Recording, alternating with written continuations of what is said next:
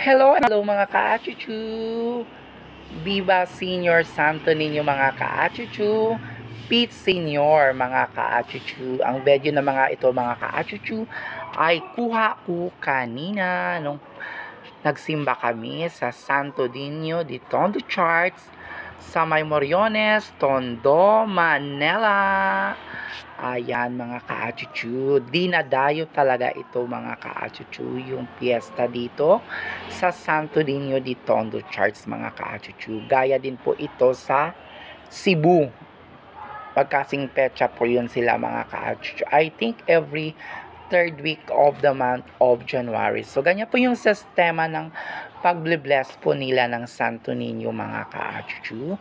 Pagkatapos ng mesa, diretso kayo dito, hindi sila nagbe-bless sa loob ng simbahan kasi sa dami ng tao, hindi na nila ma-occupy yung volume ng tao mga ka-achuchu. At itong video na ito mga ka-achuchu, actually papasok pa kami dito kasi katatapos lang ng 6 AM mass.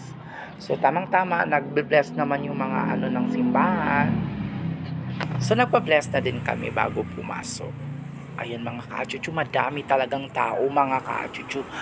Konting trivia lang mga ka-achuchu. Alam nyo ba itong imahe ng Santo Niño de Tondo daw sa Tondo mga ka-achuchu?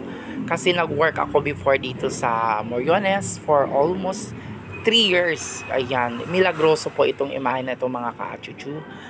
At ninakaw po yang mismong imahe mga ka-achuchu. To make it story short po mga ka-achuchu, yung gintong imahe ng Santo Niño na chop-chop daw po yan. Tapos yung iba na isanla na sa pawn shop.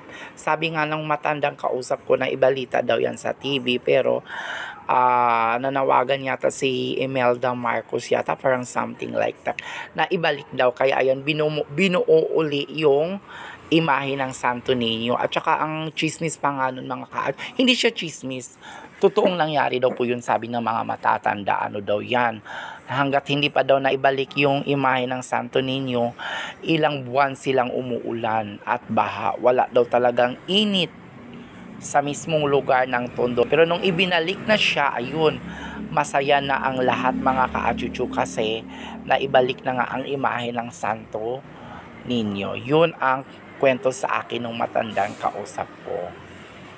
Way back yun mga ka-achuchu, 2000 pa yun. Ang tagal-tagal na. So may 20 years na po. Pero nananatiling sariwa pa rin sa aking utak yung kwento ng parokyano or pioneer ng Tondo.